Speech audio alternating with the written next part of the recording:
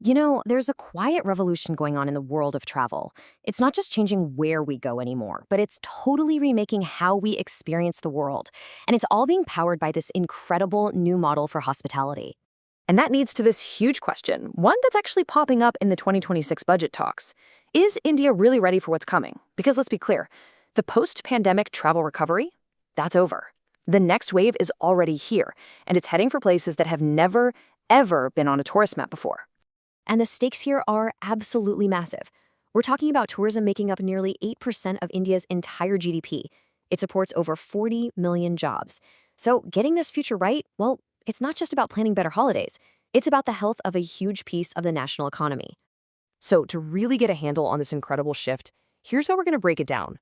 We'll look at why tourism is at a major crossroads, dive into the rural revolution that's happening, see how hotels are being totally reimagined, unpack the blueprint for making it all sustainable, and finally, wrap up with what this new way to travel actually means for all of us.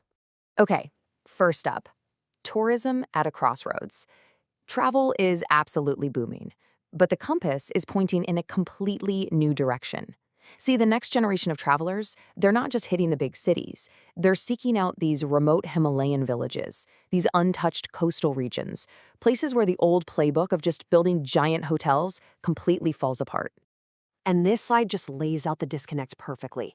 The old way was all about cramming people into big hotels in big cities. But this new wave, it's all about authentic, meaningful stays in really delicate, fragile ecosystems.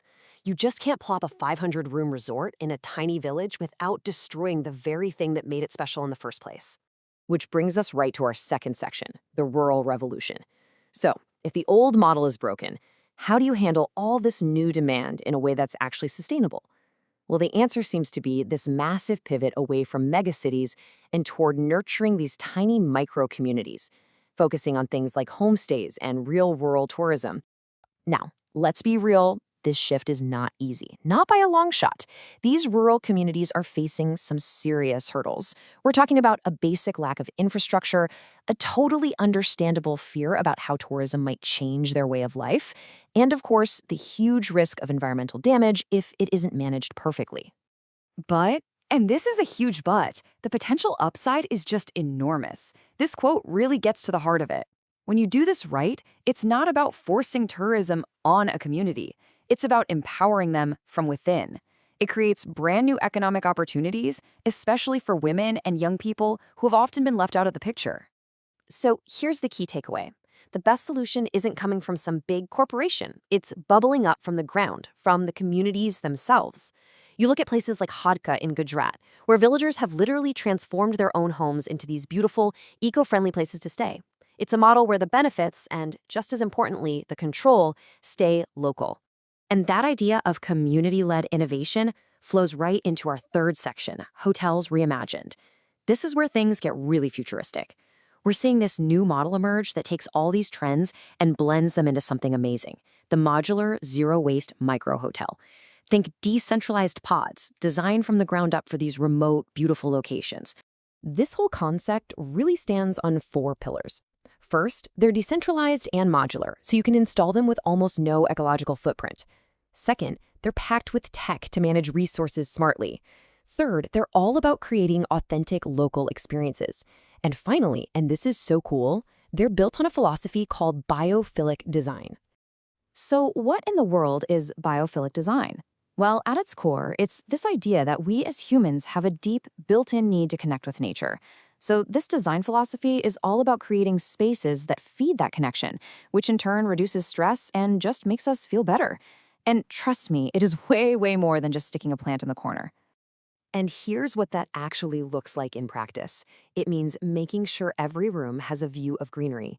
It means using natural, local materials, like wood and stone.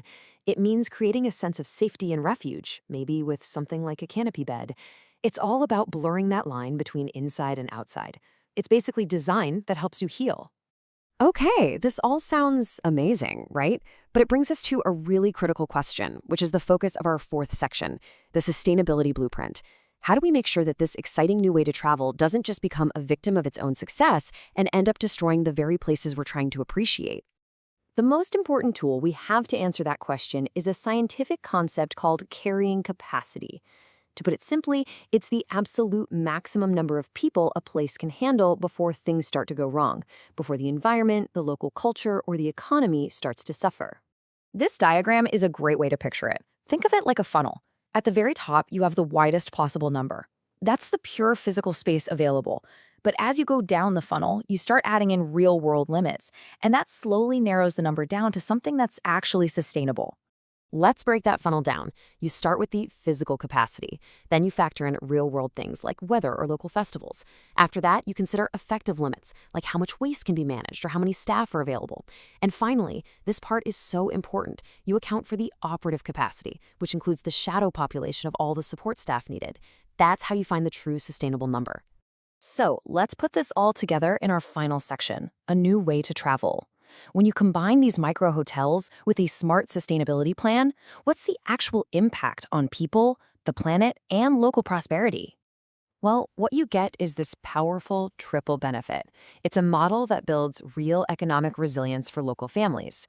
It gives them a real reason to preserve their culture, and it delivers those truly authentic experiences that travelers are hungry for. It's a genuine win-win-win situation. And that economic empowerment piece is just life-changing. We're seeing new entrepreneurs, especially women, getting a chance to build something of their own. It helps communities diversify their income so they're not just relying on farming. And maybe most importantly, the money stays local, which gives young people a real reason to stay and build a future in their hometowns, instead of moving to the cities. But, and this is key, none of this can happen in a vacuum. It requires a whole new collaborative ecosystem. We need everyone on the same page. Government planners, local businesses, the guides on the ground, and yes, even us as tourists. We all have to work together toward that one common goal of sustainability.